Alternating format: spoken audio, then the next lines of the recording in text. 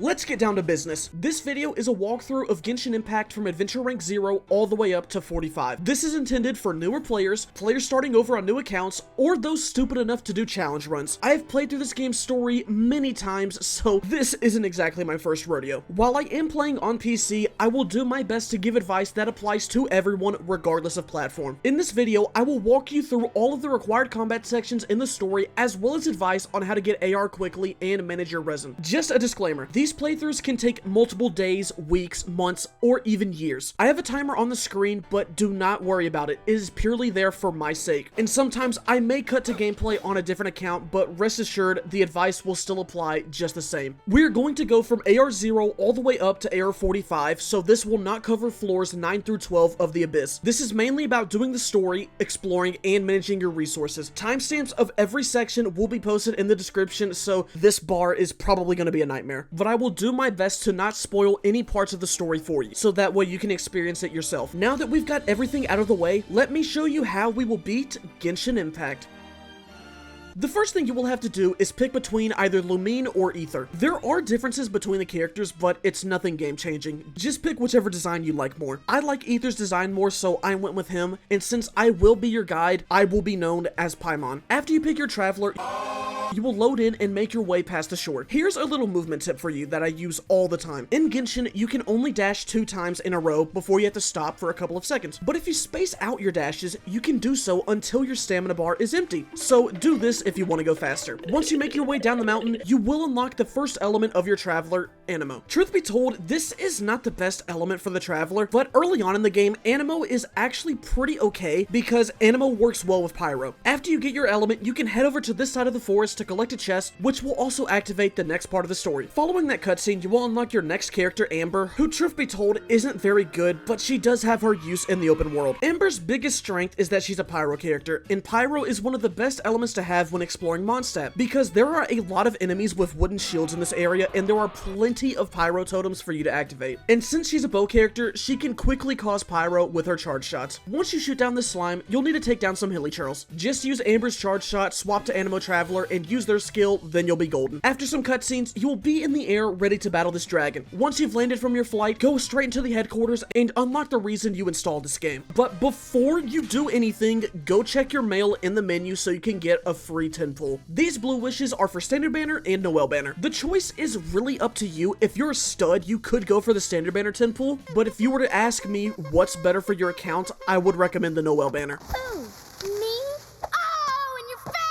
Number 1 being that you are guaranteed a character by pulling on this banner, because the standard banner has a chance of you getting a weapon. The second reason being that you could get a character that does not have easily accessible level up materials. One of my accounts got a Farazan, which meant that if I was using her, I would have to walk all the way over to the desert just to get her materials. And the third reason being that Noelle is actually a really good early game character, because she does a lot of damage and it's hard for enemies to destroy your shield. Also, if you are playing in the 5.0 cycle, you do have access to pick one of the standard banner 5 stars. This playthrough does not include this since it was recorded last year. Here are my thoughts on the situation. The obvious answer here is to pick whichever one you like the most. But if you don't care about that and you want what's the best for your account, here's what I think. If you want a DPS, there are 3 choices: Diluc, Tighnari, and Keqing. Here is how I visualize their damage across the game. Diluc is good early, but scales off hard later. Keqing is kind of consistent throughout, but she does do well on Dendro teams. And Tighnari starts off slow, but he gets better late into the game. The choice is yours, but if it were up to me, I would choose either Keqing or Tighnari. In addition to damage, Keqing has her skill, which helps with exploration, and while Tighnari does do a lot of damage from his ranged attacks, the only downside is that his materials are in Sumeru, which could be quite a walk for you to do. If you want a healer to choose from, go Jean. Chi-Chi does more healing overall, but Jean just has more versatility. Chi-Chi only has healing in her kit, while Jean can do much more. Mona and Dia are the last 2 options. I wouldn't recommend them personally, but each of them do have some upsides.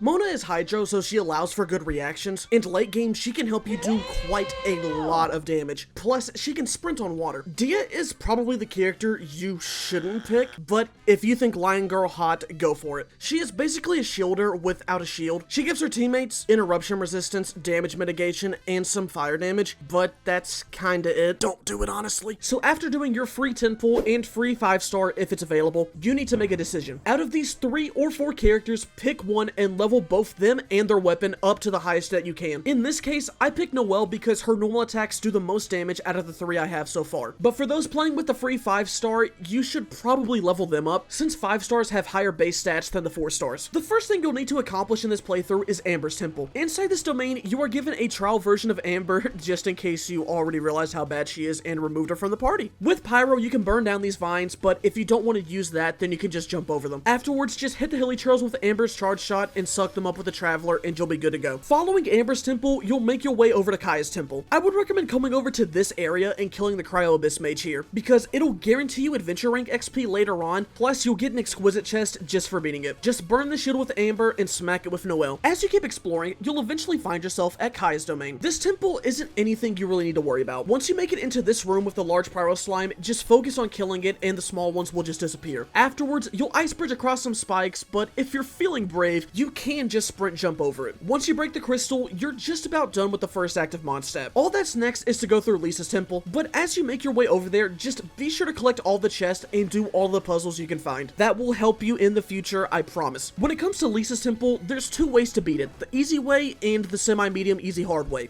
So that's how you wanna play it, huh? But since I'm not like my high school algebra teacher, I'm gonna show you the easier way to solve this problem first. When you reach this wind current, swap to your tallest character and sprint jump right at the edge and glide over here. If your character gets stuck, you should be able to hover the ledge and climb up. Now it's time for the normal way. All you need to do is follow the gray brick road. Once you reach this electro pillar, activate the challenge with Lisa and swap to the character that you leveled up in the beginning, and they should be able to clear this easily. When it comes to wet enemies, don't worry because Lisa's got them covered. When it comes to wet enemies, I've got them covered.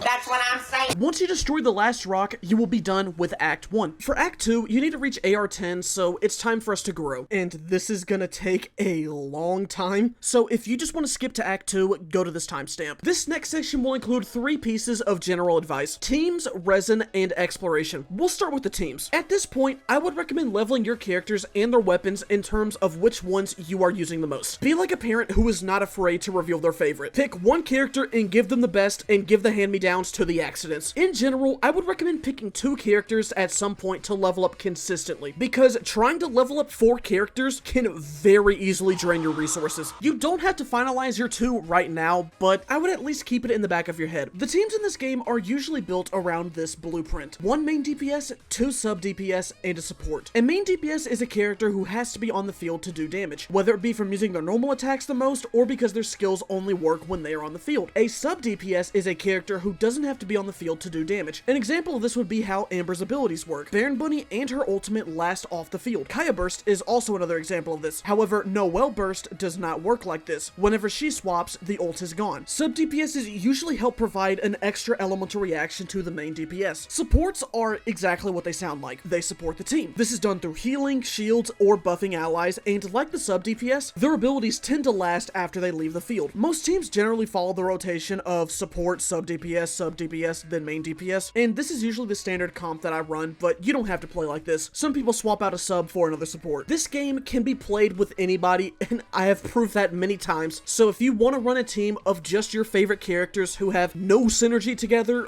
that works. But I will say this: if you want my advice to make a team out of these 5 characters, here's what I think. I would use Traveler, Noelle, Amber, and Kaya. If you want to use Lisa, then I would swap out Amber for her. Animo Traveler for me is just fun. I like to use them early on because the swirls can do some good damage at this point. Noelle is one of the characters I would encourage you to use on your team for the time being, just because of her shield. If you are newer, it will help you get used to the combat, and she does good damage with her normal attacks at this point. You can just use her shield and bonk away. Then we have Amber. I still stand by what I said earlier about her not being a good character, but the reason I would recommend having her out is because there's plenty of pyro monuments out in the open world, and when you see them, it can be annoying to have to pause the game, swap out a party member for Amber, do the puzzle, and then swap her back out for your character. So my advice is to just keep her there simply for exploring. You don't have to level her up, she's just there to make things less tedious. They really want you to have a bow character for exploring, so having one on your team never really hurts. If you have literally any other bow character, I would recommend using them over Amber. Next is Lisa. At this point, she's not that great. She's got low damage, and Electro really isn't that good without Dendro. I didn't use her for the guide playthrough, but if I had to give off some positives, it would be that she can apply Electro easily, and she does become somewhat okay later on when you have Dendro characters, and because of her second Ascension passive. And then we have Kaya. Out of any of the the characters the game gives you at this point, this is the character that I would recommend putting the most investment into. And the reason I'm saying that is because Cryo is very useful for a majority of the enemies you're going to encounter. I mentioned a couple of seconds ago that this game can be played using any character, and that is true, but elements do matter in terms of progressing through enemies. And in my experience, I can tell you that Cryo is the most useful element for combat in the story. So if you want fun, level up the character you enjoy the most. If you want my advice, invest in Kaya stocks. Or if you're lucky enough to have a Cryo 5-star at this point, then use that. Also, at this point, give your characters artifacts. They don't have to be leveled, just give them something. This will be the first artifact checkpoint that I have for you, and this is just to serve as a reminder to have them on or be leveled. The flower and feather will always be HP and attack stat respectively, so for the other 3 stats, I would recommend looking for attack, energy recharge, and elemental mastery. I wouldn't recommend looking for crit at this point because the ratios are just way too low and the reward isn't really worth it, especially since you could just try and get your burst as quickly as possible and one-shot the enemies that way. As for Noelle, give her HP and defense. You will get plenty of those artifacts. Characters don't always scale from attack. Some characters use HP, defense, and elemental mastery. It's different for everyone, so here's a chart that tells you what each character scales from. For the second section, we have Resin. This is how I use my Resin. From AR 8 to 15, use it on ley lines. This is helpful for XP books, and once you do 10 of them, you get 200 XP from the Adventurer Handbook. At this point, you will gain green and blue XP books, which is important because as you explore, you will obtain purple books. These purple books are much more valuable than the other books. It is not even close. But I recommend going for these because these books are only really useful for getting a character up to level 20. You will want to save your purple books as much as you can because they are very important later on. And if you ended up using them on a character you don't like, then you just wasted a lot of XP. For AR 15 to AR 35, I recommend using it on bosses and weapon materials. There's no reason to fight bosses before AR 15 because they are level 30 plus, and you can't go above level 30 until you reach AR 15. So there's no point in putting in more effort to get close to the same reward. AR 35 up to AR 45, focus on bosses and talent books. You don't need to focus on talent books much before this point because you can get the green and blue talent materials through chests in the regions that you explore. For AR 45 and onwards, use it for artifacts and other materials that you need as they come along. You will also obtain this material called Fragile Resin. Do not use it. Save them for later because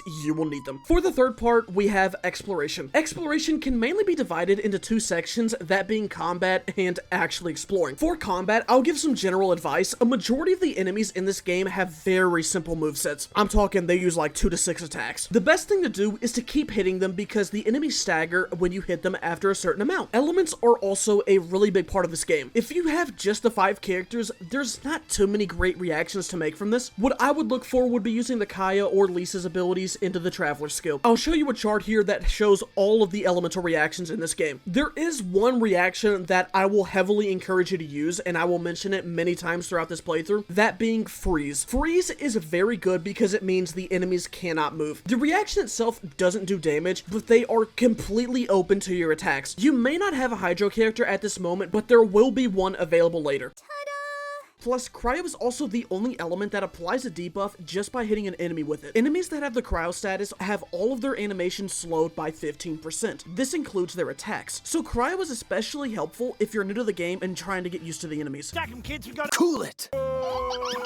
If you find yourself on the defense in combat, there's 3 options you can use. I mentioned the first option, which would be shielding earlier, but for the second option, we have dashing. The main method of movement can also be used as a dodge, because you are invincible at the start of it. So if you see an attack coming, just press dash. This also applies to your own attacks. So if you get stuck in a move and you see an enemy attack coming, you can dash out of your attack to dodge it. Just don't get too carried away with the dashes because you will run out of stamina. But if that does happen, then you can use the final defensive option, which would be your burst. When you burst, your character has invincibility frames. So if you're out of stamina, you can use your ult or insta-swap to a character using a burst. To do this on PC, just press Alt and the number of the character you want. And for mobile, just tap the burst icon on the character. As for consoles, I'm sorry, I don't think there's an option available at the moment. The last thing I'll mention for combat right now would be elemental shields. That Cryo Abyss Mage we fought earlier was the first of many more to come. So I'll just show you this picture of which elements work well against elemental shields. You can screenshot it or come back to this video if you want to find out which elements to use against a specific enemy. And like I mentioned earlier, Cryo tends to be very helpful against a majority of them. And now we've got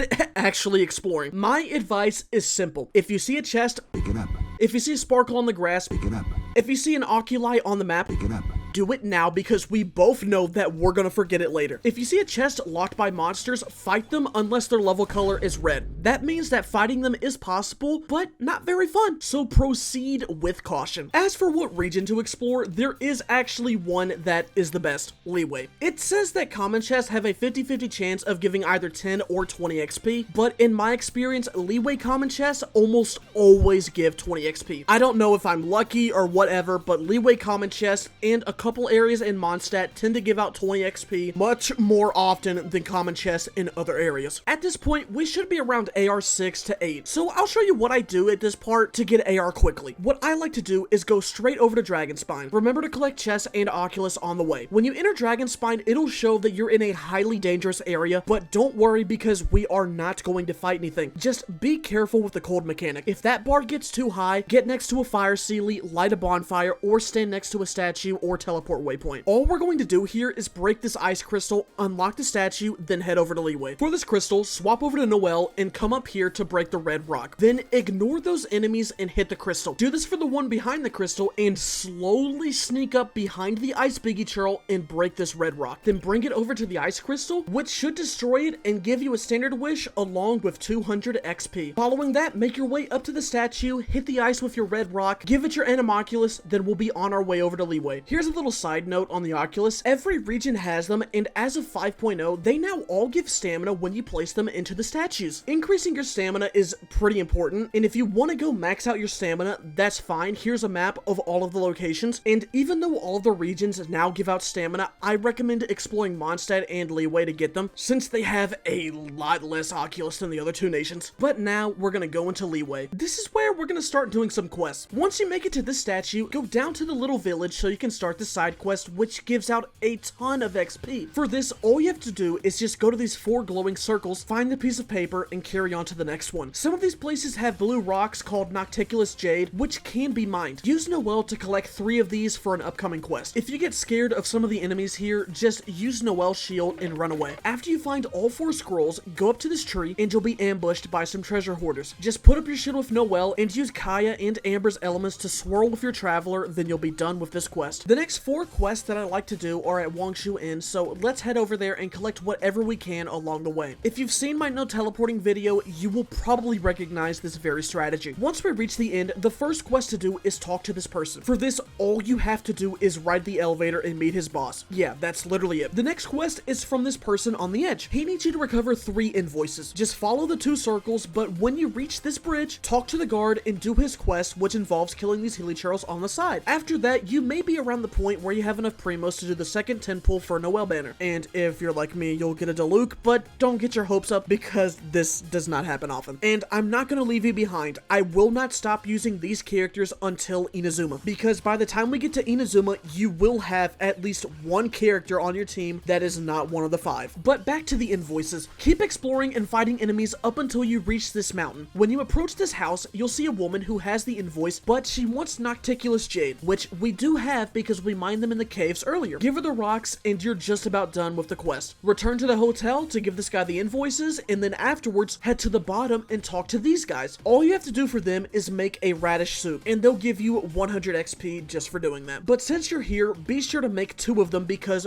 1 will be used for later. Now that we've done 5 quests that all give a good amount of XP, the next thing to do is just keep exploring. In Liyue, you can change your traveler's element to Geo. Geo is a better element on the traveler than Anemo is, so if you want to change to Geo, go for it. You miss out on a better reaction, but Geo Traveler does a lot more damage than Anemo Traveler. I chose to keep using Anemo Traveler just because I think it's fun, but you do you. As for getting an adventure rank at this point, what I usually do is head into Liyue Harbor, buy 3 mist flowers from the pharmacy here, while collecting all of the waypoints and chests I can find along the way. You can also get free XP from this quest over here. Just give this guy a sweet madame chicken, which you should have gotten from the mail earlier, and you get free free XP. Somewhere along exploring and doing the side quest, you should be around AR 10, so go to the mailbox and collect your free 10 pool. You've earned it. I recommend using this 10 pool on the Noelle banner, but you can use it on standard banner if you want. If you use the 10 pool on Noelle banner, then you will very likely get one of these 4-star characters. Here is where I rank these characters based on whether I think you should invest in them or not. But after this point, the only time you will get blue wishes is from ascending characters and the monthly reset. So from this point on, starting now, from this moment, this will be the moment starting now that you should only wish on the limited character banners. Do not use your primo gems on standard banner. There is no point. What about that shadowy place? That's beyond our borders.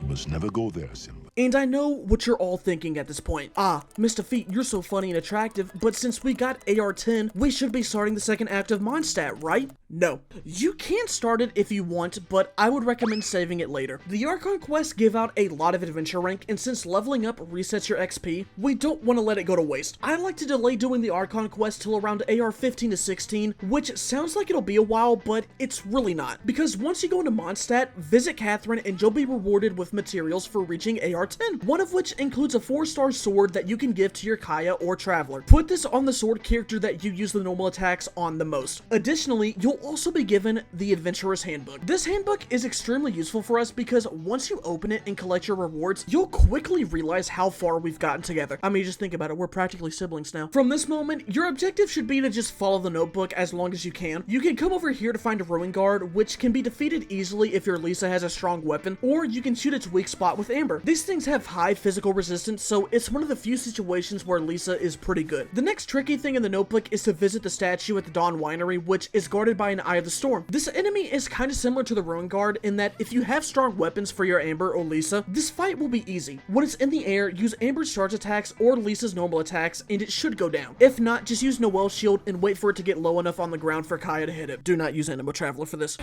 If you keep following the notebook and collecting everything you find, you should make your way over to AR 12, which is an easy XP farm for 3 reasons. Number 1 being daily commissions. Daily commissions are basically free 1000 XP a day, which is really huge. If there's a reason you can't stay on Genshin for long because you actually have a life, I would recommend at least doing dailies and your Resin because they go a long way. It is basically 2000 XP in total that you can do every single day. And for those doing challenge accounts, I would recommend changing the location to Liyue ASAP as possible because there are some Mondstadt daily quests that require Animo, which you might not be trying to use. To change it to Liyue, you just have to complete the second Mondstadt quest, then there will be a quest with Catherine telling you to go to Liyue. The second reason AR 12 is important is because of the Xiangling story quest. This is the first story quest in the game that I choose to do because it's easy and it's short. Just follow her wherever she goes, and when you get to this section, give them the second radish soup that you made from the hotel, and then you can enter the domain. Use her and Animo Traveler together since Pyro and Animo Traveler go together like peanut butter and bananas. Not jelly because Animo isn't Pyro's first option. The third reason AR 12 is important is that you can do Amber's Temple again for 400 XP, which is just gonna be not an issue for you at this point. Before we get to the next section, let me just pause to remind you to check your characters and your weapon levels. Make sure they are at or close to 20. I would also recommend putting 3-star artifacts on all of your characters, or at the very least 2-star ones. Bring the 3-star artifacts up to level 4 and put them on your 2 most important characters. Since we've explored some of Liyue, you should have a fair amount of 3-star artifacts. Now it's time to do 3 more story quests: Amber, Lisa, and Kaya. These are all self-explanatory. Just follow the character and enter a domain, then fight some enemies. It's nothing you haven't seen already. I'll show you the location of the treasure chest in Kaya's story quest, but these quests are short, easy, and give a good amount of XP. Once you reach AR 15, you will be allowed to ascend your characters. You should have 2/3 of the materials needed, but if you're missing these crystals, just head over to Marjorie and purchase the ones you need. If you don't have the other materials, I would highly recommend looking at the interactive map online. It really helps out a lot. Link is in the description, but I will show you a picture of the map for the starting character materials. The first ascension is pretty cheap, they don't take many books, and it's not a lot of Mora, so there's no real harm in doing them. Plus, once you do it for the first time, you get a wish, which is cool. After the ascensions, pick your favorite and level them up to 40, and if you have any leftover books, do the same for your second favorite, and so on and so forth. At this point is when I say we can go back and start the Archon Quest. After a lot of following and talking, you'll go to the Windrise tree and fight an Eye of the Storm, but since we beat one earlier, this shouldn't cause you any problems. Use your Lisa or Amber when it's flying, and when it's low to the ground, smack it with your melee characters. Next up is a stealth mission inside the church. There's not really a need to use the crouch button, just make your way up the ladder past this guy and you will be good. Following some more cutscenes, you'll get to play as Diluc in the Fatui hideout. To start this,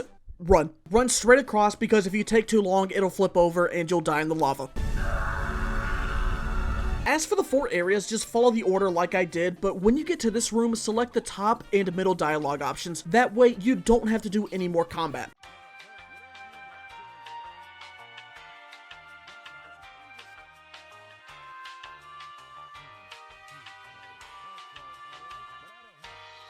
Once you take the elevator, you'll fight a Fatui agent. These enemies can be tricky, but if you stay on the aggressive, there's not much they can do to you. If you hit them with one of your elemental attacks, you'll be able to see where they are when they're invisible. Other than that, if you see them getting ready to attack, just dash and you'll be fine. They go in a straight line. With that finished, we need to find 3 tiers. One is located where we fought the first Ruin Guard, so just do what you did to the one earlier and this won't be an issue. The second tier is in the woods, but all you need to do is run up these stairs and that's that. The final tier, however, does require some more effort. You might see this Eye of the Storm here and get intimidated, but don't be, because you can just ignore it and enter the domain. Inside is nothing special, just a couple of slimes and hilly churls, nothing you're not already used to. Once you reach the Pyro Mage though, you can push it over to the water to help destroy its shield faster. And here's a pro tip for Abyss Mages. You can manipulate their teleporting. If you turn your back on them and run away, they will try to cut you off and teleport in front of you. So if you could turn around and run towards the water, and the Pyro one should land close to it, which will extinguish the fire shield. After you beat the mage, collect the chest, and following a couple of cutscenes, you'll be done with Act 2. At this point, some of you may be AR-18, which means you can go straight into Act 3, but if you're not, just keep exploring. One of the side quests you can do is based around that Pyro monument next to the stairs. Just go to these locations, defeat the hilly churls, and activate the totems. This will give you a lot of XP and a big chest. Use your Resin on bosses, do the Kaya domain again for the 400 XP, and you'll eventually get to AR-18. Take your time, do not worry, this video will be here waiting forever. Once you reach AR-18, you can start Act 3, but let's use this as an artifact checkpoint real quick. Make sure your favorite 2 have artifacts leveled 4 through 8, and the rest just make sure they have at least 3-star artifacts with good main stats. They don't have to be leveled because they may or may not be on the team for much longer. The first obstacle in Act 3 is a Hydro Abyss Mage, which should be no problem for you if you have Cryo on your team. Lisa is also not a bad idea here either. Afterwards, you'll make your way over to the gate and fight some hilly churls. For the shield enemy, if you still have a Pyro character, try and burn the shield, then use Animo Traveler. But if you don't, then you can use this bit of tech. Don't waste your time trying to hit his shield. Just run away from him, then he will charge at you like this. As he's charging, dodge to the side and hit them in the back. Keep doing this if you do not have a Pyro character, and this is an easy way to defeat them quickly. Once you make it past the gate, you have 3 power switches to turn on. The first one on the left has a time limit for it, but assuming your characters and weapons are leveled, it shouldn't be an issue. Lisa and Kaya work well against the Pyro shield. The next 2 switches don't even require combat, just get all 3 and bring them to the switch, and you'll be ready to take on Dvalin. The first phase is just like the aerial section we did in the beginning, except this time Dvalin fights back, and by fights back, I mean he puts his hands up, but his weak spots are still very open.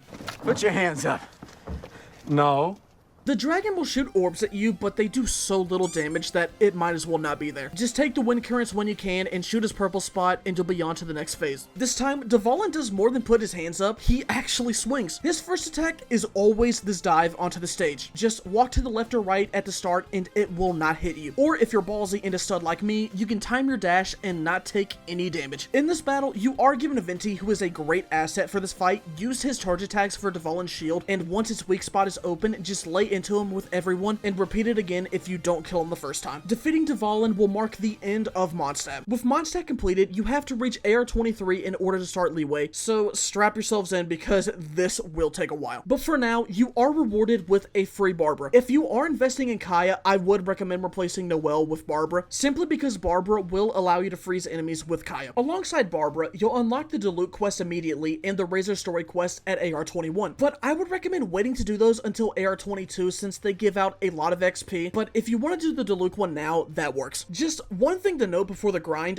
once you hit AR-20, the enemies will become higher leveled, so they will be matched with you. Make sure that you have a level 40 character with a level 40 weapon at this point. The game gives you the prototype Rancor's Ascension materials for free, so you have no excuse. Don't lie to me. Also, when you hit AR-20, you will unlock the Spiral Abyss, but just wait on doing that for now. Kinda looks like the battle pass. Yeah, I was gonna say, that looks like the battle pass. Does look like the battle pass. Definitely a battle pass. shit look like the battle pass. That's what I'm saying. As for the grind between AR 19 and 21, just explore Liyue, Storm Terror's Lair, do your dailies, use your Resin on bosses, and do world quests if you see them. The ones I recommend doing are the Primo Geobishop quest, and this one where all you do is turn cranes over to the center. If you collect chests while exploring to get these quests done, you will be surprised with how much XP you can get for doing this. For the Primo Geobishop fight, it can seem scary, but as long as you save your Noelle shield for this attack, you should do fine. If you ever get low, just remember that you can use your food to heal. When you start a world quest, you don't have to finish it right at that moment. You can be like my ex and just not fully commit towards it. So do what you want at your own pace. Additionally, now that you've completed Mondstadt, you do have the option to go straight to Fontaine to explore. So if you just so happen to get any of these characters, you can go farm their materials. What you have to do is look at your map, go over to around this area, zoom in, and you do have a teleport waypoint to Fontaine. Once you've explored enough and reached AR 22, I would advise you to start the Diluc quest. You'll be given 2 opportunities to play as Diluc in this, so make the most out of them. Because when the game gives you a trial character, they are usually pretty strong in the earlier parts of the game. As for the mist flowers I mentioned near the beginning, this is where you'll use them, since Diluc needs them for his secret formula. After you finish Diluc's quest, you'll be able to start Razor's. Razor has a fairly simple story quest, just go wherever he needs you to go. But once you get to this point, stop to check your team, because next up is a boss who is immune to both Animo and Cryo. At this point, you can either swap out your Animo and Cryo characters, or if you don't have that luxury, or simply don't feel like doing that, you can just Noelle shield and play as the Trial Razor to do all of the damage. Once you make it to about halfway, the wolf will dash at you a couple of times, and the fight is over. This boss is like Dvalin in the sense that they are both weekly bosses. If you go to your handbook, you can challenge any weekly boss that you need for the characters. You can only challenge 3 of them a week, so pick your battles wisely. Assuming you did both of these quests at AR 22, you'll be over halfway to AR 23, so just explore some more and eventually you can start the Liyue Archon Quest. The first objective is a stealth section, but when I say stealth, I say that very loosely. If you take this path that I did here, you can just walk right past all of the guards in the open in broad daylight. Next, you will talk to a deer. It is much harder to lose this fight than it is to win. You will receive a buff that reduces your cooldowns significantly, so just spam your abilities until they're all dead. Next, it's time for you to make another decision. You have 3 options to go to: Mountain Shaper, Cloud Retainer, and Zhao at Wangshuin. The order of these do not matter. I usually like to go to Mountain Shaper first just because it's the shortest one and it's the easiest. The main thing to note is that you do not need to break any of these rocks before starting the quest. If you do, you may need to close the game and reopen it again, so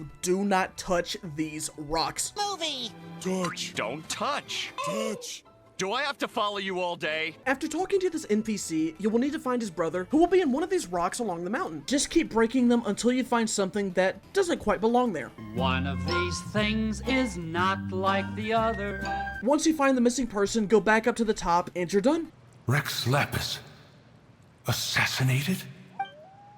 At the rite of Ascension? Next up is Cloud Retainer. For this section, all you have to do is go to these 3 bonfires and investigate. Once you have all the recipes, cook the dishes and place them at the table and go inside the domain. Similarly to Lisa's domain, there are 2 ways to do this, and since I'm still not like my high school algebra teacher, I'm going to show you the easy way first. I would recommend using a tall character like Kaya since height makes this easier. Go to the side of the tree, jump on this small rock, then jump onto the actual tree. Walk alongside the tree, then turn around and jump onto this branch. Tall characters can jump on it by walking, but for smaller characters, they will need to sprint jump. Once you land on it, sprint jump to this side of the branch with the hump, reach the peak, and sprint jump and glide over to the center, and you'll be done. If you have Geo Traveler, placing your rocks down can make this process much easier. But if you want to know how to do this the normal way, here it is. To start off, you'll need a Pyro character so you can activate this pillar. Once activated, you'll have to fight Cryo and Electro Slimes, which can be taken down easily by Pyro, Geo, and Cryo to an extent. With the challenge done, you'll have to adjust the wheel, and let me just go ahead and tell you the order of the entire thing. Number 1, rotate counterclockwise. Number 2, rotate clockwise. Number 3, rotate counterclockwise. Number 4, rotate counterclockwise. Number 5, oh, here it is, a mix-up. Comment down below, is it normal or counter? It's counterclockwise. Also, here's an easy solution for this optional fire puzzle. After the 5th wheel, you will be able to end Cloud Retainer's domain. Lastly, we have Zhao at Wangshuin. After a lot of talking and paranormal activities,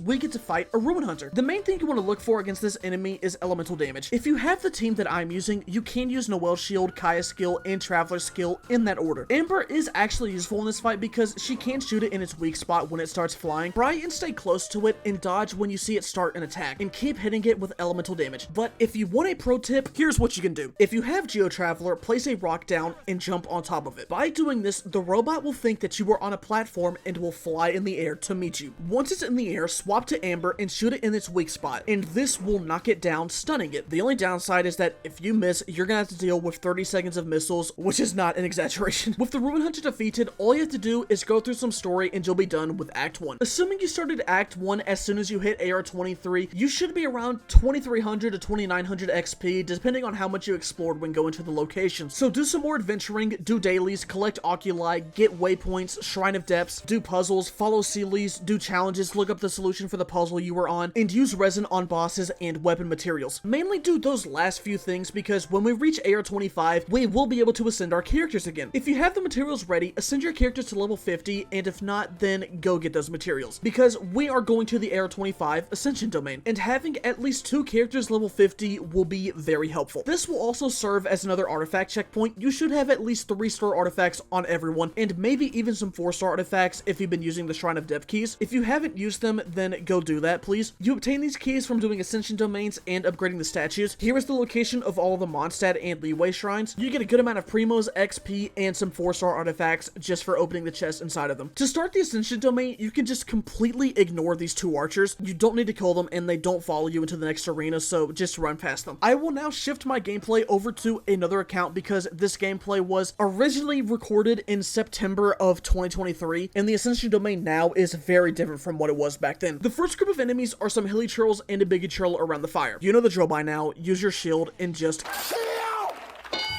After that, just glide down here, defeat these 3 hilly churls, but make sure to not use any of your bursts on them. Save your bursts and beat these guys with your normal attacks and skills. When you enter the final room, wait for your abilities to come up, then activate the challenge. You have 2 minutes to kill 15 enemies, and assuming you have 2 level 50 characters and level 50 weapons, this should not be a problem. And I don't have her here, but if you manage to get a Sucrose, she is very helpful for this part. All of the enemies are hilly churls and a biggie churl, but at least it's an axe one and not a shield, so you don't have to have pyro. Animal Traveler works here because you can use a tornado and capture a lot of them with your burst. But if I were you, I would just use Kaya burst and keep running at the enemies. Once you defeat number 15, you can now start Act 5 of Liyue. Act 2 isn't too strenuous and it only has 3 combat sections. For the first bit, you have to reach the cooking pot. In this section, you'll have to go through 3 waves of hilly churls, which at this point you should no longer have any problems with. In between the waves, you'll have to warm up the pot, which you can do with either pyro or anemo. When you return to the buyer, ask for the 3rd option and you're done with the first part. After some more story, you'll enter a domain. In this section, I would highly recommend bringing in Kaya, because a majority of the enemies here are Electro, so Lisa is useless up until the end of it. Use Cryo and these flower mines for the first enemies, and when you reach the Geo Slime, just knock it into the hole. It will instantly kill it. Glide up on top and follow the platforms to reach the area with Cryo, Hydro, and Electro Slimes. For this part, if you use your elements and the bombs in the area, you shouldn't struggle with anything. The main thing to look out for is your stamina bar. Don't go dashing constantly because the Cryo Slimes have this move that can put you into a cage, and you will get stuck there if you can't dash out of it. After that, you have to do a little bargaining with Tick, Tack, and Toe. For Tick, give him around 15k, Tack around 19k, and finally Toe with 15k. The next combat section involves you fighting some treasure hoarders next to the ballista. Do not knock these enemies off of the platform. If you knock them off, there is a good chance they will not die, which means that they will fall, and you will have to climb.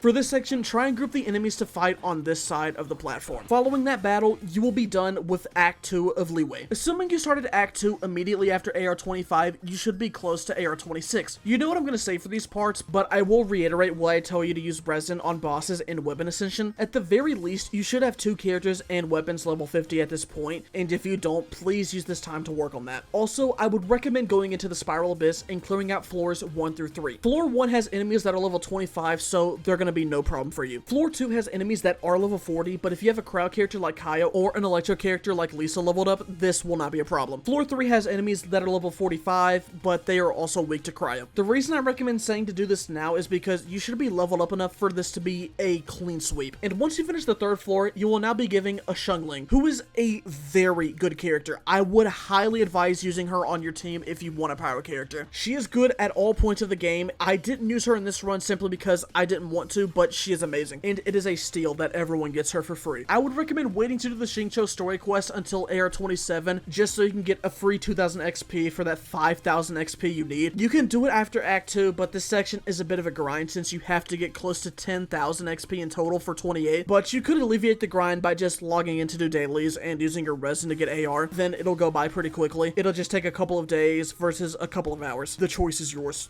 Make your choice.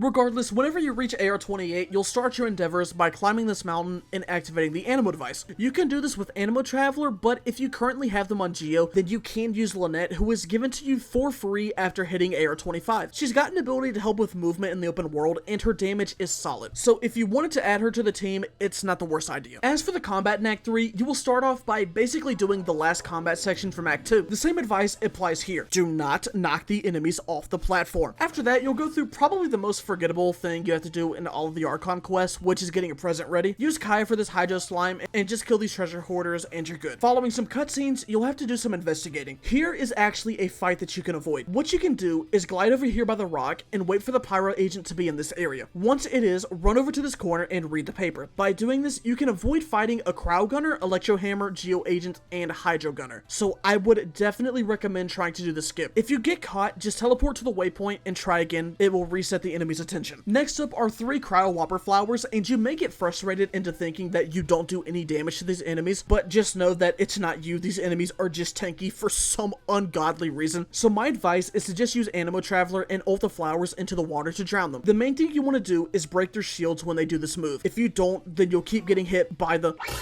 snowballs. Geo Traveler rocks, Noelle Burst, Amber, Lisa are all good options to break the shield. Now, we've only got 2 things left in Liyue, and the first thing is a boss fight. But before you go into this fight, make sure you are using your best team because you won't be able to swap in between the boss fight and the final battle. As for recommendations, I would highly recommend a crowd character for both of these fights. The first phase of the boss fight is pretty simple since you can dodge most of his attacks by just walking around. Noelle does well in this situation because of her shield, and if you hit her skill on Child with his wall up, you'll get a Hydro Geo shield, which basically absorbs all of Child's damage that he can do to you. If you see him dash to one end of the arena and charge a shot, go to the side. He will throw a whale at you, so get close to a wall. Once you hit him enough, you'll reach the second phase of the fight where he swaps to Electro. There's 2 things I can say here. Wait for him to attack, then go in and use some skills, then immediately run back. And whenever you get this mark on you, run and touch the wall. Get this mark off of you as fast as possible because if it stays on you, he will do an attack that will almost, if not, one-shot you. So if you see it, run. When you do enough damage to him, you can break his teeny whittle barrier, which will make it to where you can basically stun lock the poor guy for the rest of the phase. And this brings us to the final part of the fight. In this section, Child now uses both Hydro and Electro attacks, but even with that, it's really not the hardest phase in my opinion. Oh, and if you want to take a break here, you can. Seriously, if you don't move past this line, the fight will not start. What I like to do here in this part is stay close to him and attack whenever I can. Whenever he gets ready to attack, just dash to his side and the attack should miss you. And if you get marked, go to the wall. By doing this strategy, Child will be defeated and you will almost be done with Liyue. Now you must defend the city. If you are a crowd user, this will be a good time because it's raining, and since it's raining, you can use freeze because cryo is always far more effective in the rain. Your main goal here is to chill. Get it? Just freeze the enemies, kill them, and you'll be good. You may get overwhelmed at some parts, but when you start to get the buffs, this will become one of the easiest fights in the game because you basically two-shot everything. You mainly just want to pay attention and run over to the turrets as fast as possible because they can easily rack up some damage. Once you get all 3 buffs, just go by each turret one by one because a new wave will spawn after a certain amount of time. Keep freezing and killing, and after 6 minutes, you'll be done with the defense and finished with Liyue. And at this point, you can start Natlan's quest if you want. The teleport for it is over here west of Sumeru. However, I will not be going over Natlan's quest in this video because 1, it's not finished, and 2, I think it's better to focus on Inazuma.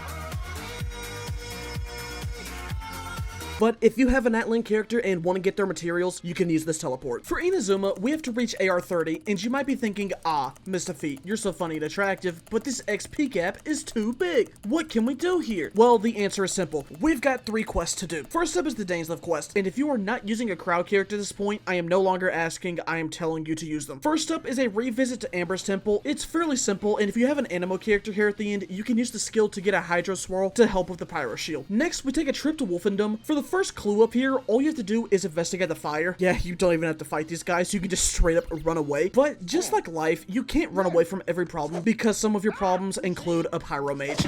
Ow! But these aren't too bad if you have a Crow or Hydro character on your team. And speaking of Crow characters, I hope you like them because you'll want to use them for the next 2 Hydro Abyss Mages, so that way you can end Dainsleif Part 1. Now, we get to Dainsleif Part 2. To begin, we are going inside of the Scary Domain. In this area, all we have to do is fight a couple of Hilichurls, then run up some disappearing platforms. These bubbles fall into a pattern. 2 on the side, 1 in the middle, 2 on the side, all 3, then it repeats. Use your tallest character and do the dash method that I mentioned at the beginning. If the 3 bubbles are coming, hide into the wall, but do not go onto the high platforms, because they will disappear and you will be stuck. Once you make it to the top, you will fight a Hydro Abyss Herald. If you use Geo and get a Hydro Crystallized Shield, this enemy will not be able to do, like, anything to you. Other than that, what I like to do is circle around him while timing the dashes to dodge the attacks. Once you finish the domain, the next thing to do is fight some Hilichurls and 2 Abyss Mages. Use Amber's Burst and Traveler's skill, and you'll be able to destroy both of the shields very quickly. If you don't have these characters, then go after the shield that you can destroy the fastest first. I'll show you the chart again to help you with that decision, so if you only have Geo characters, go for the Crow Mage, or if you mainly have Crow characters, then go for the Hydro Mage first. Next is a fight that might be somewhat difficult for you. We have to fight a Crow Mage, a Hydro Mage, some Archers, and a Ruin Hunter. After eliminating the Archers, the first thing I like to do is kill the Hydro Mage. Freeze it with Cryo, and do whatever you can to kill it. Kill this Hydro Mage first. After that, target the Crow Mage and go for the Ruin Hunter. But be careful with the Ruin Hunter, because if you go up here, then it will start flying. And if you don't have an Archer or good aim, you could be dealing with some missiles. And in the event that you end up dying here, it's not the worst thing in the world because the enemies you defeated do not respawn. But luckily for us, gamers do. Lastly, we have 2 more Abyss Mages and a Ruin Guard. The best thing to do in this situation is to burn the grass and destroy the Crow Mage. Anima Traveler also works pretty well in this area because they will also kill the Hilichurls while swirling the Crow Shield. Once you defeat the Crow Mage, just use your elements to defeat the Pyro Mage and the Ruin Guard. After some more story, we go to Wolfendom and fight a Pyro Mage and some Hilichurls. You can use this little pond here to make the Hydro Tornado, which will destroy the Pyro Shield, making this fight a lot easier. If you don't have Animo MC, you can kill the Hilichurls and push this Pyro Mage into the water, which will break the shield. Next, we go to the fight pit and encounter a Hydro Herald and 2 Archers. Kill the Archers first, that way you don't have to worry about anything when fighting the main event. This will be the first time you deal with the Hydro Herald shield. When you see the Hydro Herald go into this position, run away because he will do an explosion.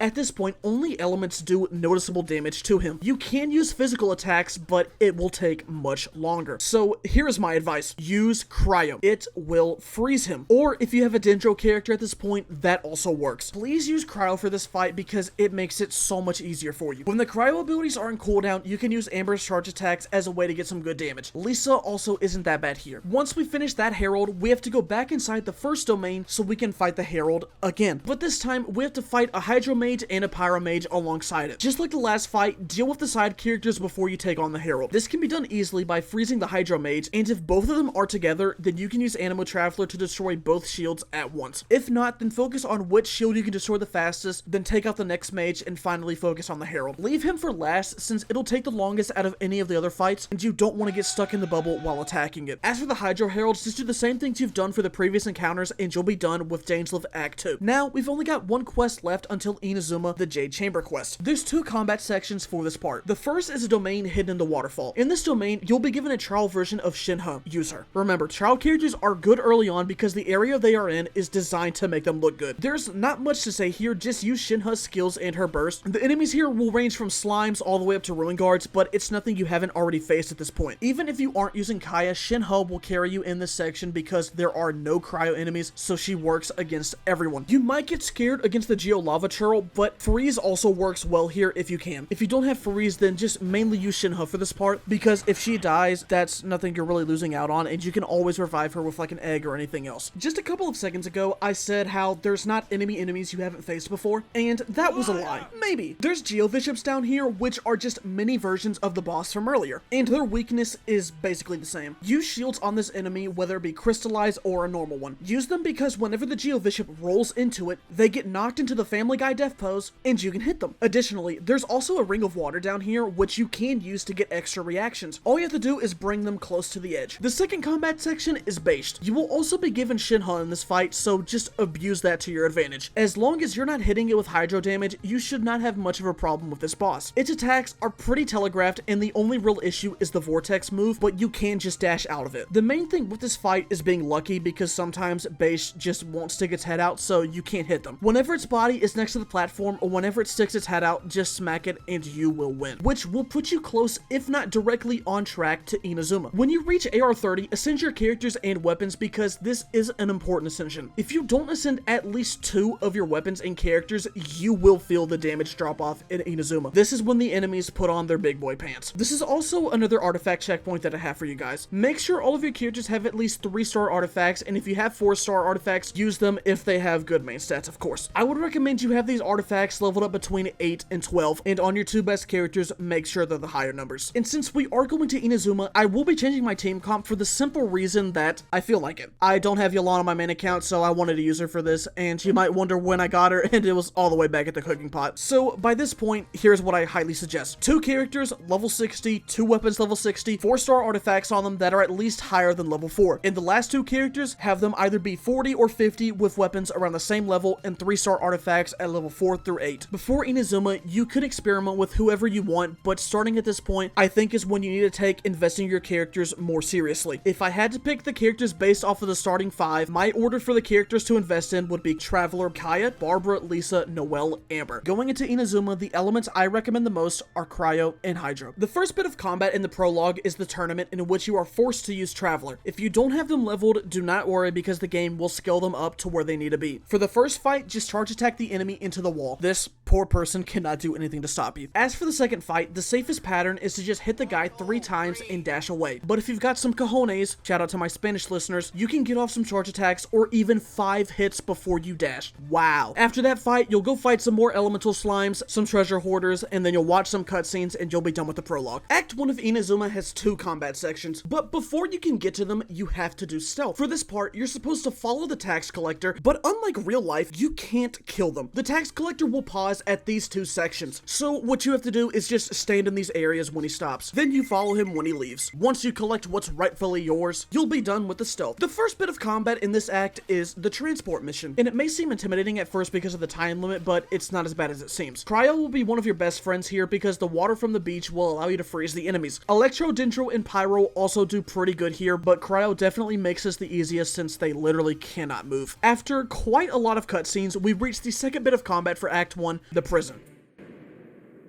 Okay, time's up. This domain will start a trend for most of the enemies in Inazuma. Soldiers. These guys don't do elemental damage, but they do have a lot of health and do some big damage. So just use your elements together and they will die. Forehead. They also tend to have big startup for their attacks, so just keep an eye out on them so you know when to dodge. Shields will be very helpful here because a lot of them are in numbers. And that ends Act 1. Before you can start Act 2, we have to do the Ayaka and Yoimiya story quest. The order in which you do these quests does not matter, but there is something I recommend you do while completing them. Earlier on, when you talked to Chisato, she gave you a letter to deliver to Kujo Kamaji. This little side quest is not required, but it does make exploring Inazuma much more convenient for you. Go over to this area and look for this man. After a quick little talk, you'll go down here and continue another conversation. Once you talk to him behind the restaurant, you will be given the item that will save you from many unnecessary cutscenes, and also a love letter to Chisato, but you do not have to deliver it. Now let's get back to the quest that you actually have to do. For Ayaka's quest, use her in the trial wild bit since she's cryo and it's on water. Once you reach this part of the quest, just click the middle dialogue options, which will break the rock and let you continue the story. She will also require you to make a pizza, but if you don't have any cheese, do not waste time waiting to process it. Go over to Mondstadt and buy cheese from the kitchen. For Yoimiya, it's basically the same thing. Just use her, and when you get to this handicap match, focus your attention on this one soldier, because the other ones will disappear once you beat the main guy. Completing both quests will lead us into Act 2, which has 4 combat sections. The first fight is a bit of a pseudo-boss fight with The almighty Raiden Shogun. This battle is a small endurance round. Your current objective is to survive for about 3 minutes, and here's the best way to do it. Run. Stay at a medium to long distance from her, and whenever her attacks are done, go in for some pot shots. When she does this 3 attack string, run away so she can do this move. When she does this range attack, go to her and attack. If you are close to her, when she starts the 3rd hit, run away, do not attack because you will get hit. You need to run because she will not do the projectile move. Instead, she will do an attack that has more range and requires you to dash at an angle, like 430 on a clock. It can be tricky to pull off, so my advice is to just not get close to her. When she does this wind-up attack, run away from her. Do not dash to her side because it will hit you. When she teleports to the center, attack these things. When she starts twirling her pole, dash away twice. This is her entire moveset for the fight, and when she strips away, your elements just do not even bother, because at this point you cannot compete, run away. But after 3 minutes, you'll be done and you can make your way through the islands. Along the trip, you'll come across the second bit of combat, which are 2 large soldiers. My tip here is to bait them near the water so you can use freeze or use other elemental reactions. After some more story, you'll reach the archery demonstration, and if you want to spare yourself from this fate, Pressure getting to you? use a bow character, please. Just not Yolan, because her special charge attack is too big. Ready? I'm sure you'll get it. Once you finish the archery, you'll come across the 3rd bit of combat, which are just small soldiers. They will go down nicely if you have a Kaya, since it's always raining on the island, and cryo is always Far more effective in the rain. When you beat the soldiers, you'll go to the shipwreck so you can fight, you guessed it, more soldiers. There's not much to say here. It's not like the tournament where you're forced to use Traveler. You can use all of your teams, so you're basically just jumping them. And that is the end of Act 2. For Act 3, we have 7 combat sections. The first 2 involve simple Ronin and some big samurai. When it comes to these 2, we need to follow the Doro 44 advice and kill them at the same time. You can try and hit them both at the same time, or you can get one low and then focus on the other one. The main thing is you need to kill them together, because if you don't, the other one will recover half of their max HP and their attacks will be buffed.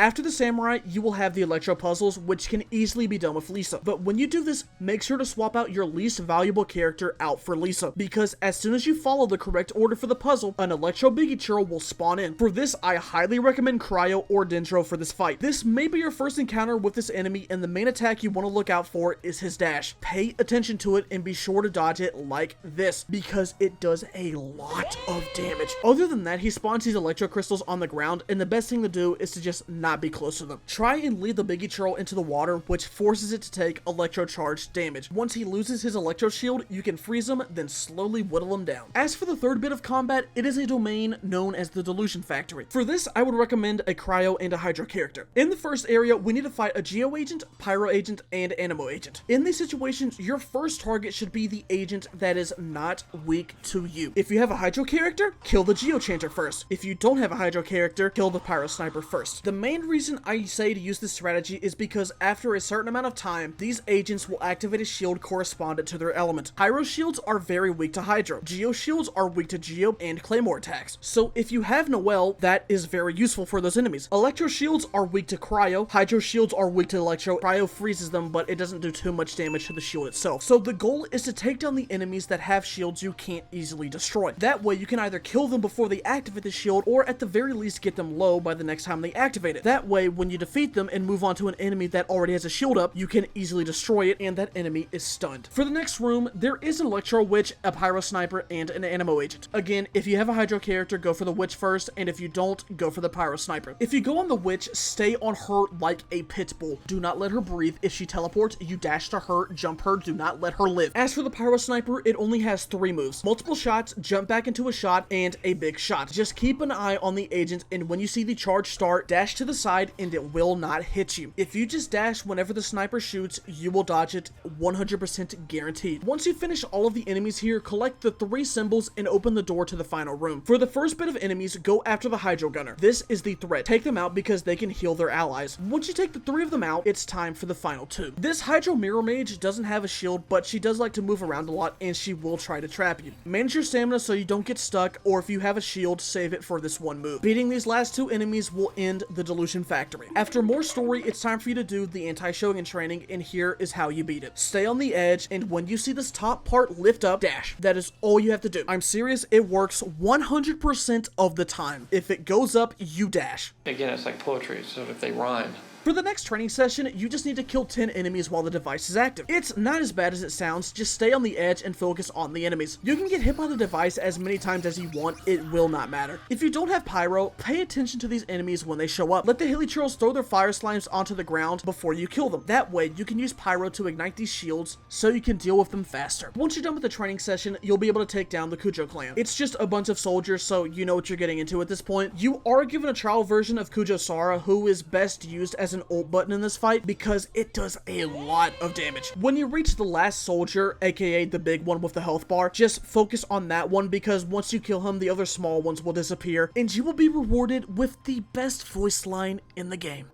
None can contend with the supreme power of the almighty Raiden Shogun and the Muso no Hitotachi. Following that voice from the heavens, we will get to take on Senora. And just like Child, be sure to have your best characters out because you will not be able to swap characters in between the final 2 fights. Do not bring an Electro character because they will be useless in the final battle. Elements I recommend for these parts would be Hydro, Pyro, and Cryo. This is also another artifact checkpoint. Make sure you remove some unnecessary 3-star artifacts and replace them with leveled 4-star ones if you have them. Alright, let's do this. For the first phase of Senora's fight, she will be Cryo. Stay close and smack her whenever you get the chance, and when your weather bar starts to fill up, go to one of the 4 corners. Hit these thermometers, but do not destroy them. Your meter will go down just by standing next to them. If you destroy all of them, only one will respawn, so you only need to break them if the ground around them is afflicted by the weather. If you have Barbara as a healer, she can be used, but get ready to be frozen a lot. Once you get her low enough, she will retreat inside of her icicle. If you have a bow character, you can pick up the moths and shoot a charge attack at the ice. If you have a pyro character, you can pick up the moth and use a pyro move on the ice, which will increase the damage dealt to it. After 4 hits, we will begin the pyro phase of the fight. My advice for this section is to just stay close to her. If you stick to her, her attacks become very linear. Just attack her, and whenever she's about to hit you, dash or jump to her side and keep up the attack. Retreat into the corner whenever the weather builds up, and remember to try and not destroy the thermometers unless it is absolutely necessary. Keep doing this and you will defeat Senora and take on the almighty Raiden Shogun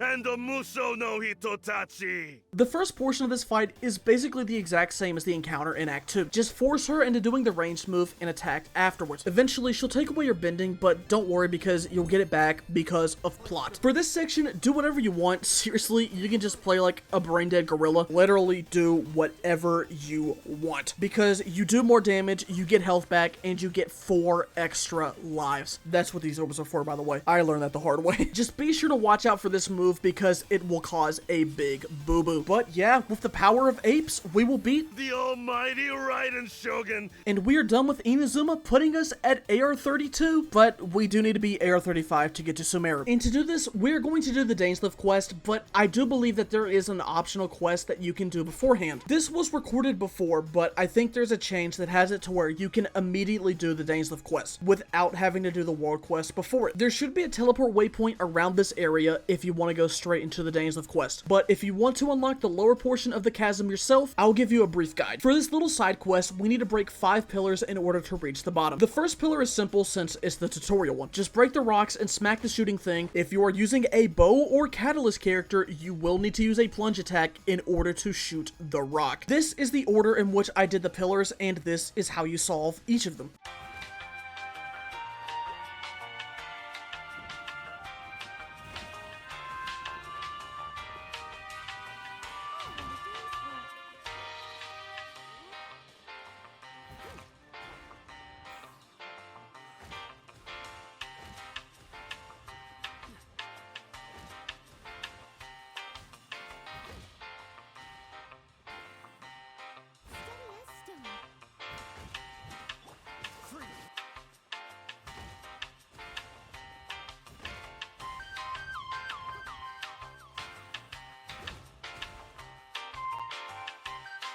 When you reach the second one, be careful not to attack the treasure hoarders because it will start another side quest. Just grab the rock, insert it into the shooter, and go about your business. Once you break the shield, you can reach the depths of the chasm. The first thing you need to do is read 3 notes, which you can do without having to fight anything. For the first one, you don't have to fight that tanky bastard because you can just come up by this wall and jump over the little crate, which allows you to read the diary entry from this side. I don't know how this works, but it's not the first time my character has read something that they should not have been able to see. If you aren't able to stealth past it, then use the same strategy I mentioned in the Jade Chamber quest, aka shields. As for the second note, just glide over to this side and drop down by the rocks. Then you'll be able to come across it. The last note is pretty simple. Just walk over here and read it. Once you finish, talk to the lady and make your way over to the camp. At the camp, you'll be tasked with 2 objectives. The first one being to attack a Hydro and a Pyro Mage. These 2 shouldn't be much of an issue for you at this point. Target the mage that you don't have a weakness towards and you'll be good. The next objective involves finding a treasure hoarder and fighting off multiple treasure hoarders. I'm not going to say anything about these fights because you should know exactly what you're going into at this point, but I will say that while you're doing these objectives, be sure to collect chests and collect these crystals. They are marked on your map, so if you see one, pick it up. You need at least 16 to get your gadget to level 2 in order to start Dainsleif quests by using this way. After you find the 2 keys, you'll need to make some bombs. If you need to find frogs, you can go to this pond in Springvale, and if you need core lapis, you can buy some from this lady, or you can go over here to mine some. Next, you'll need to light up some pillars, and this is how you do it. Activate these pillars 1 at a time, and the last one 2 times, which will then allow you to use the cannon. As you traverse inside the hole, you will find 3 devices that you need to activate in order to progress. Use your Lumen Spar gadget and you'll be set. After you activate the last device, you'll fight a Hydro Abyss Herald, so just do what you've been doing and freeze it whenever it starts its second phase. Once you defeat it, you actually do not need to continue this quest. That's right, you can be like my ex and end what we're doing to pursue Daniel. But in this case, Daniel was Dainsleif, so let's go ahead and start that quest. The Dainsleif quest is short and has a decent amount of combat in it. For this, I would recommend having a Cryo, Animo, and Pyro character. The first 3 bits of combat are against the Serpent Knights. They might seem intimidating because of their health, but it's really not as bad as it seems. I usually like to freeze the enemies and swirl with Traveler. Try and go behind the archers, and for the Hydro enemies with the lances, go to their sides to hit them. After your encounters with the Serpent Knights, you will fight another Hydro Abyss Herald, so I hope you realize why I've told you that Cryo is the best element for this story. The next enemy after the Hydro Herald is an Electrolector, who is also weak to Cryo, so use that to your advantage, please. Try not to do many charge attacks because you'll want to save your stamina since this enemy has a lot of projectiles. And you'll want to try and dodge them because if you get hit by them, you'll lose energy for your burst. Once you finish the Electrolector, you will have to fight 8 Abyss Mages. This is where Animo comes in handy. Each of the Abyss Mages comes in a pair, and in this pair, one of the mage's shields is weak to the mage standing next to it. Let's take a look. Cryo is weak to fire, Pyro is weak to Hydro, Electro is weak to Cryo, and Electro is also weak to Pyro because Electro mages suck. If you use Animo on the dominant one in the pair, you will eradicate the sub and do a fair amount of damage to the shield of the main one. Do this for the 4 pairs and you will be golden, but more importantly, you'll be done with this quest. But for now, we need to reach AR35 to start Sumeru. And for this part, once again, I would recommend getting Ascension materials for your characters and weapons since you will be able to level up to 70 at AR35. As for other ways to get XP, you can do the special domains if you haven't done them already, do dailies, and just explore. You could even finish the world quest we were just doing if you want to. Play the game enough and you might get rewarded with another 5-star like I got here. After enough time and effort, you will reach AR35, which means you can take on your next Ascension Domain. And we have another artifact checkpoint. Your 2 favorites should have 4-star artifacts that are level 12 to 16, and hopefully you have enough spare 4-star artifacts for your extra party members. They don't have to be level 12, but at least level 4 for them. So now that we're AR35, we should have 2 characters level 70, 2 weapons that are at least 60, and for our 2 main characters, have their important talents be at least level 4. And by important talents, I mean the skills that you are using a lot. So if you have a Barbara as a main character, but you aren't using her normal attacks, then don't level up her attacks. Level up her skill and her burst. At this point is when I would also start grinding out talent books because they are much more needed now. I didn't recommend grinding them earlier because when you explore, you get lower rarity books, which can grant you level 1 and 2 talents, just based off of those alone. The last 2 characters in your team of 4 should be around level 50 and 60, with the weapons being the same level and 4-star artifacts. I recommend not having everyone be the same level because you might end up getting a character that you want to try, but you don't have enough resources to level them up if you've already committed to giving certain character all of your materials. You can very easily run out of XP books and Mora in this game if you're not paying attention. So I think the best option is to have 2 characters that you like to be leveled up consistently and have the last 2 slots available for characters that you want to try out or experiment with. The AR-35 domain is the exact same as the AR-25 one, except the enemies have more health. All of the same things I said there apply to this, so just do the thing and you'll win the things, aka 2 wishes that will probably just be 3 stars. But with that domain done, we can start Sumeru, but I would recommend going back to the Abyss and finishing floors 4 through 5. Your characters should be around level 60 to 70, so these are not going to be a problem for you at all. The main reason I'm telling you to do this is because 1, it gets you some primos, and 2, you get a free Kale, who can be quite useful for Dendro teams if you want to do that. Sumeru starts a new trend for Archon Quests, that being long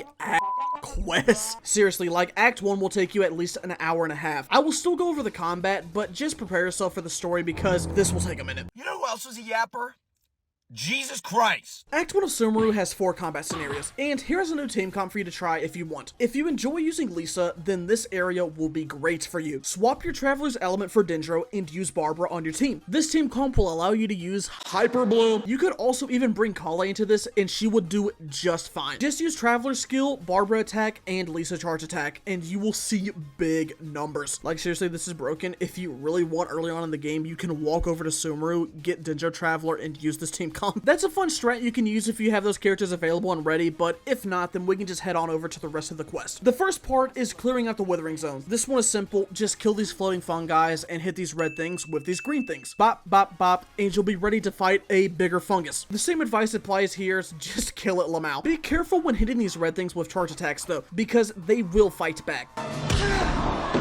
If you do a melee charge attack, it will do a close explosion around it, and if you do a ranged charge attack, it will shoot out 3 vines. So be ready to suffer the consequences of your actions and dodge accordingly. The next combat section involves this tree. Follow the branch and head over to here to the left to collect the first golden leaf. After that, head up here and down to the left, and you'll fight 2 waves of Hilly Churls and Biggie Churls. This should be light work for you at this point. Just make sure to get rid of the ranged enemies first. After that battle, you will be rewarded with the second golden leaf, and all you have to do for the last leaf is to take this web slinger up here, and there it is. Once you get through the little drug trip, you have to fight a Hydro Abyss Herald. At this point, you should know what to expect from this enemy, but for this fight, you don't have to worry about the shield, because just like the ending to my story in 5th grade, everything was all a dream. After a lot of plot, you will have to fight some more fungi. These are basically the slimes of this region, so there's not really anything you need to worry about here. Next up is a fight with Eremites, who are the treasure hoarders of this region, so again, there's not much to worry about here. And that's actually the end of Sumeru Act 1. Act 2 is basically all story with 1 instance of combat, which is a fight against some treasure hoarders. During Act 2, you will be asked some questions in the story. I'll show you the answers here in a second, but if you do not want to see them and you want to experience the story for yourself and come up with your own conclusions, skip to this timestamp. Alright, here we go. Festival Samsara plus Deja Vu equals Time Loop. DS Claymore. Abnormal mental fatigue, bodily memories plus the Akasha sound equals memories are deleted every day. The spaces where we were yesterday, spaces without human presence, then people from Sumeru do not dream, plus dreams with no human presence, then the truth behind dreams. The Akasha is the manifestation of the god's power, the appearance and disappearance, which leads to the appearance and disappearance of dreams, plus Sabzeri's festival equals mass production of dreams. And for the last question,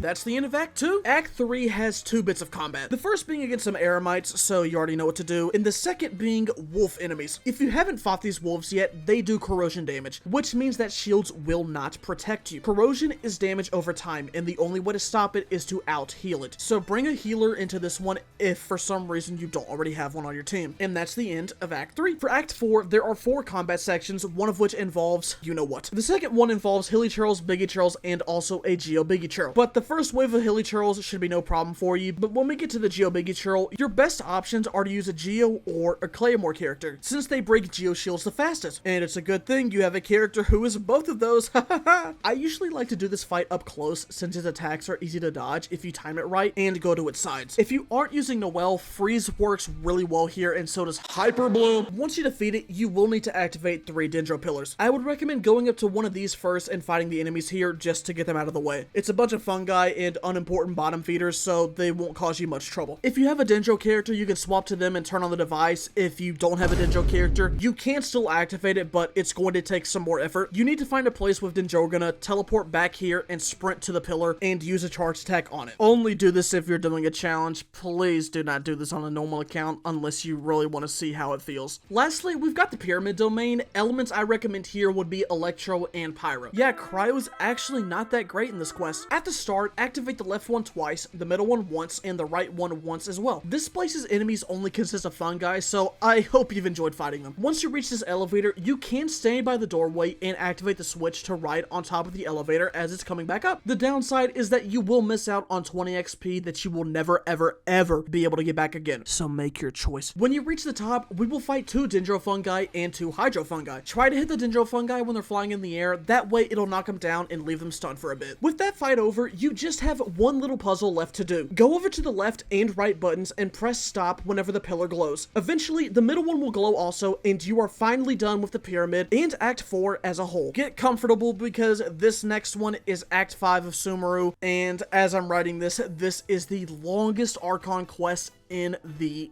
game. So strap yourselves in. Act 5 has 5 combat sections. Fitting, huh? The first fight is against some Eremites, and since the game knows that you've been struggling with them up until this point, they gave you some backup just in case you needed it. After that, you'll do some stealth, but all you have to do is stay on the left side and you won't get caught, trust me. The second fight is against some Fatui agents, and it's been a minute since we've had to fight them. Elements to bring for this are Cryo, Hydro, and Geo. Similarly to the strategy for the Delusion Factory, go after the enemies who you do not have a counter for. If you don't have Geo on your team, but you do have Hydro, go for the Geo agent. If you have Cryo and a Hydro on your team, then the enemies after these two will not cause you any problems. We've got to fight 2 Electro Hammers, a Pyro Sniper, and a Fatui agent. I recommend going after the Electro agent first because they do the most damage out of any of these here. Kaya is extremely useful at this part because his freeze 2-shots the Electro shield, so big recommendation on Kaya here. He doesn't even have to be leveled. I used a level 13 Kaya for this part in my most recent challenge, and it worked just fine. When you finish the fight, you'll have to go through a lot of story, and you'll be in this area. Follow my path here, and you'll reach the next cutscene. After that, you get to play as a kid, and here are all of the actions you need to take.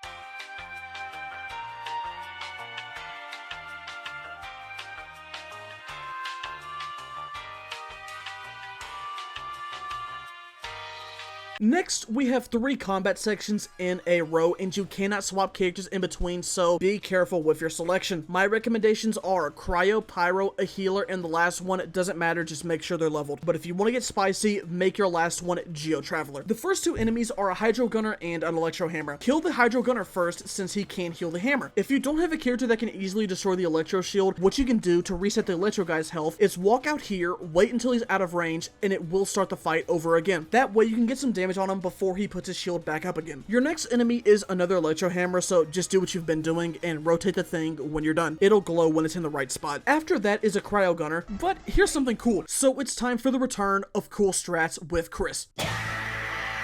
You can completely avoid this enemy. So what you have to do is when you web sling up here, do not get close to the door. Hug the fence and jump over here. It's a bit of a tricky jump, but it can be done. Jump to this platform, then jump onto this rail and onto this area with the switch. Rotate the symbol into place and then jump back onto this platform and fix the gear. If you were not able to do this and you got the attention of the Cryo Gunner, first off, I'm sorry and don't feel bad because I messed it up here too. But here's what you can do. This is where your Pyro character would come in handy. If I had one! This enemy only has like 2 or 3 attacks, but the best thing to do is circle around him when he's spraying because it's not going to hit you. Use your pyro damage if you have it, and if you don't, get ready for a long fight. Even if your Amber isn't leveled, if you could spare 1 team slot, it would be worth it for this fight alone. Once you kill the Cryo Gunner, you'll fight a Fatui agent, which isn't too bad, especially if you lock them against the wall. Once you reach the platform with the gear, take it over to this Pyro agent and immediately hit it. Your goal here is to keep hitting it with charge attacks until they fall over and die. After you take it down, rotate the gear and carry on. Now you have 2 options. If you have Geo Traveler, what you can do is glide over here, climb up here with your rocks, walk along the pipe, and activate this wheel, skipping 5 Fatui enemies. But if you don't have that privilege, then bear with me for now. Next up is 3 rounds of Fatui agents. The first 2 are an Electro Hammer and Geo Shielder. Do the priority strategy I've been saying, and this will not be an issue for you. The next set are a Pyro Sniper and an Anemo Boxer. Focus on the Pyro one, and the Anemo Boxer should go down alongside with it. The last enemy is a Cryo Fatui, which Witch, and just like the Electro Mage, stay on her ass. Do not let her breathe. If she creates a shield, use Pyro, but if you don't have Pyro, kill her bats and the shield will go away. Keep doing that and eventually she too will go away and you'll be ready to take on the next boss. For the first part of this boss fight, you can literally do nothing. I usually like to watch an episode of Bluey in these parts. You cannot die here. You are immortal. Well, your characters can die, but they aren't really dead. The first phase ends when your last character is 1 HP, but since we have a full team, it's just better off to go ahead and do the first phase. We could be waiting a while for all 4 of our characters to get low. What I recommend is to get as close to the robot as possible and keep hitting it. If you take damage, it doesn't matter, I promise you. Just swap characters after a death and keep going. As for the next sections, you don't have to move. When you get to this part, just wait it out until it does this attack, then you'll be put into a cutscene and you can start the real fight. For this section, again, you can honestly not do anything, just dodge and collect these crystals and shoot this energy blast when you've collected enough of them. This turret will take care of the shield entirely for you. When the shield is destroyed, you'll reach this part where you need to get rid of the turrets. You may or may not have characters that can do it, but you are given one character that can destroy all of them. Nahida can use her charge attacks here, which will completely remove all of the turrets, dropping crystals that you can use to fire at the boss. Web sling up to the boss and use everything at your disposal, and I mean everything. They give you your burst back so you don't have an excuse. Don't try and lie to me. Never back down, never what? Never give up! If you killed it, congrats. If not, don't worry because that turret will finish the rest of the fight for you. The last bit of combat for Act 5 is this floating island area. For the first group of enemies, you can completely ignore them and jump onto the next island. This island has 2 small wolves and a mama wolf. Focus on the small ones first, then put your attention onto the big one. When you fight the big wolf one-on-one, it becomes easier to deal with them since their attacks have a lot of startup to them. As long as you have a healer, which I told you to bring, this section shouldn't be too hard for you. But do keep an eye out for the wolf's teleport. It will try and sneak up on you a lot. After going through some more islands, you'll need to fight some hilly churls and you'll eventually be given access to go to the boat. I would recommend killing this Dendro hilly churl first because you do not want to be given the Dendro status. Burn will seriously fuck you up here.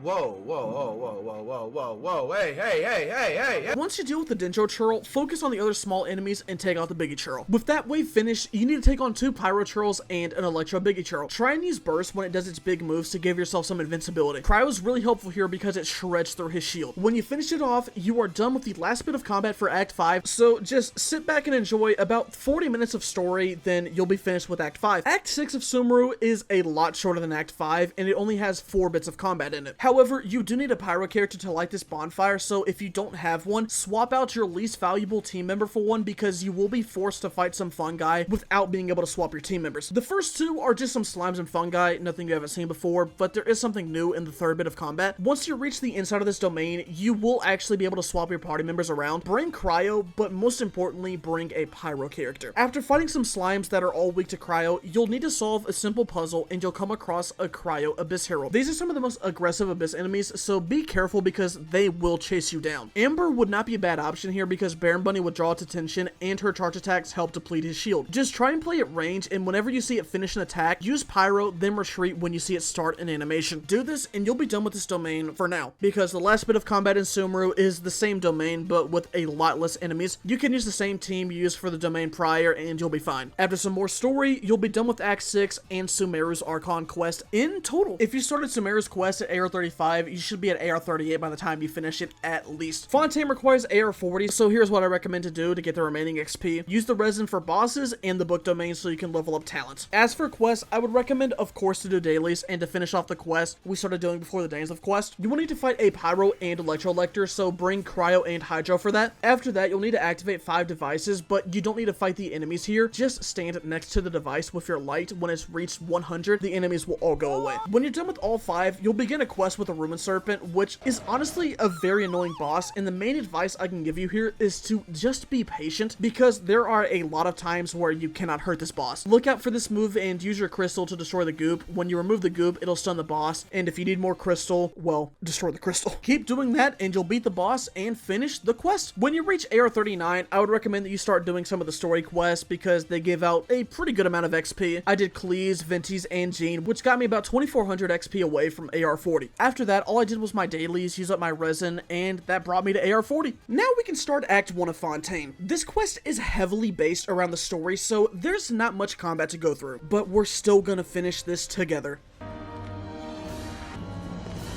Just like Sumeru, there are questions for you to answer involving the story, and if you would like to not be spoiled on these answers, then you can go to these timestamps. Here are the answers for Act 1's trial. Whenever you see this wheel present in the first 2 acts, all of the changes are located along these 3 bubbles, so you only need to fix these. The problem's answers are, for the first bubble, the first option, second bubble, the third option, and the third bubble, the fourth option. For the riddle called the true culprit, here are the answers. The questions are asked in this order, so pick your answers around that. For Cowell's plan and the situation inside the tunnel, this is the solution. Then we have to reconstruct the criminal's plan, which goes like this. Lastly, in Act 1, we have the wheel, which are still fixed by the second, third, and fourth bubble. The solutions are the third, fourth, and fifth options, respectively. Here is Act 2. When you get to this screen, select Marcel. Next, we have the wheel, where, yet again, the answers for the bubbles are the third, fourth, and fifth options. Lastly, for the evidence revealing the true identity, pick the maroon notebook. Act 4 only has 2 questions. Here's the answer for the first one, and here is the answer for the second one. Act 5 has 5 questions, the first of which is answered with the meeting with the knave, the second is child's conviction, and the third is the truth behind the case. I'm not reading all that. The fourth question brings us back to the wheel. Going clockwise, the answers are Marcel, Farina, Navia, and Nouvelette. And the final question is the exact same clock, but just replace Nouvelette with the photo of the whale. Finally, we reach Act 6, which has 3 questions. The first is time does not pass within false memories, then it's Atosa, and lastly, the answer is Kari Bear. Act 1 only has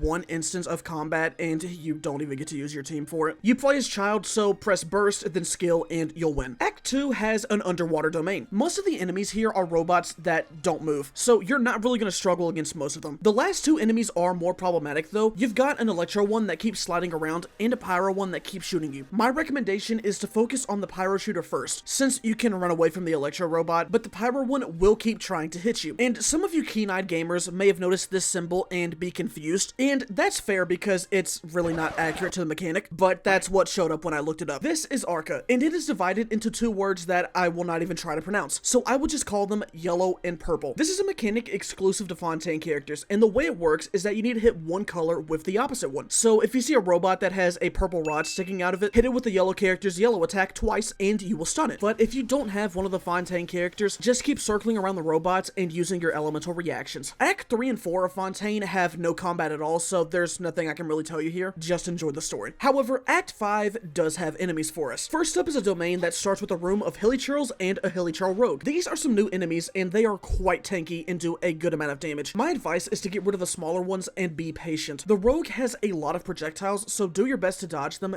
then attack. Next is the tower. The game wants you to go into every room and fight the enemies, but that's not necessary. Just go along the side and keep climbing up the stairs. By doing this, you'll eventually reach the top and come across the final obstacle here. In this room, there is a Hydro and Animo rogue, and also a Ruin Guard. Both characters are very helpful here because they can stun both the Ruin Guard and Animo rogue when they hop on their slime. The Hydro rogue really isn't an issue here. Most of their attacks are pretty bad, but they will try and rush you, so just be sure to dodge it. Now Ben wasn't in the best of shape, but I advise killing the Ruin Guard first, since its moves can be very dangerous in this small environment. It is really easy to get trapped here, so please stun the Ruin Guard and do your best to kill it as fast as possible when it's trying to recover. After that, go for the Animo Rogue, then the Hydro one. The Hydro Rogue doesn't require you to be as passive as the Animo one. The Hydro's attacks are much more reactable, so you can afford to be more aggressive against them. Next for combat would be these 2 mechas. You fight them one at a time, so my advice is to just get them close to a wall and keep attacking them so that you stun them. The yellow and purple attacks also do work in this fight. Lastly, in Act 5 is the whale. Honestly, it's really hard to give advice for this first phase. Just keep smacking the whale when you have the option. It has some very telegraphed moves, so get out of the way when you see either the circles form or see cracks appearing on the ground. Other than that,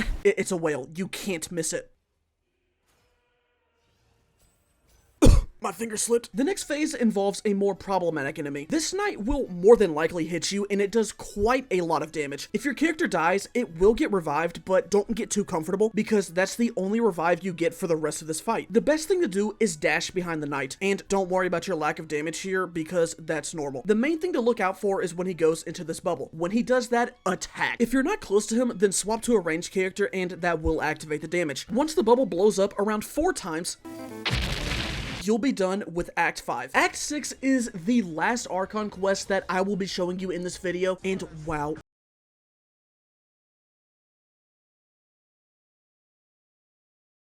enemy is a Pyro Mage, followed by another Pyro Mage and 2 Cryo ones. Anemo, Pyro, and Hydro are all elements that work fairly well in this fight. Next is another domain, which has the usual enemies you would come to expect in this run. For this light puzzle at the end, the easiest way to do this is to activate the southern device first, then the west, and finally the eastern one. I recommend bringing Pyro because the Cryo Herald shows back up for the end of this domain. Guess who's back? Just remember to time your dashes because he likes to play aggressive, and use Pyro whenever he has his shield. And once you complete that domain, you will carry on over to the end of Fontaine Act 6. And now you're free to enter Natlan, which is where this guide will end off. At this point, you will be at least AR42, so this video was kind of clickbait. But my recommendations for getting to AR45 remain the same as I said earlier. From AR42 to 45, focus on world bosses and talent books. And once you get 45, focus on artifacts and other materials when the time comes. The reason I recommend waiting to do artifacts until AR45 is because of 2 things. The first being that now you can actually get good artifacts that can be used at any point for the remainder of the game. The second reason being that you can actually get really bad artifacts. I recommended grinding weapon materials and talent materials before artifacts because those are guaranteed ways to increase your damage. When you spend resin on a talent or weapon domain, you are going to get a resource that will help you level up. But when you spend resin on an artifact domain, you might get some good artifacts that amount to absolutely nothing, and their only purpose is going to be to level up a good artifact, which may come in a day, week, month, or a year. So you essentially just wasted resin. But since we are now guaranteed a 5-star artifact, you have a higher chance of getting something that can be used for the remainder of the game. Talent and weapon materials can get you to a point, but they're not going to go beyond that. Artifacts can. Artifacts are the only resource that can bring out a character's full potential. If only there was a material that could help us farm these resources. And if you've saved the fragile resin, like I said earlier, you should have around 30 to 40, assuming you've been collecting the battle pass and the adventure rank rewards from Catherine. And you can use that fragile resin to get yourself some more artifacts for the characters that you like. I don't know which characters you're going to have at this point, but there are tons of guides available to help you build characters for late game Genshin. If you want to enter floor 9 of the Abyss, you have to clear floors 5 through 7, which do require you to have a second team of characters. By this point, you should have hopefully gotten some more 4-stars and maybe even some 5-stars. You'll have 2 characters that you've heavily invested in, and now is a time where you can experiment more if you want. You should have enough extra resources left over for you to use to help build other characters and complete the Abyss. AR40 allows you to level up characters to 80, so you'll have no problem defeating the enemies in floors 5 through 8. And if you want, you don't even have to have full teams of 4. If you feel confident, you can go in with a team of 3 for each of them. As for which characters to use, my advice is always for you to play the characters that you like. But if you want to know which ones to use, there are plenty of tier lists available online. And here, I'll even show you a tier list that I made of 4-stars and 5-stars that I think you should invest in. But remember this, any character can be played and made useful, so do as you please. But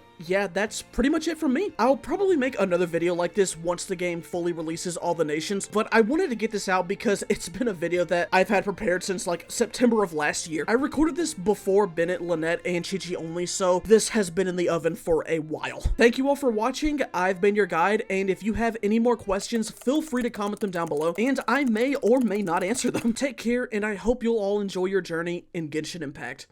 Tell me why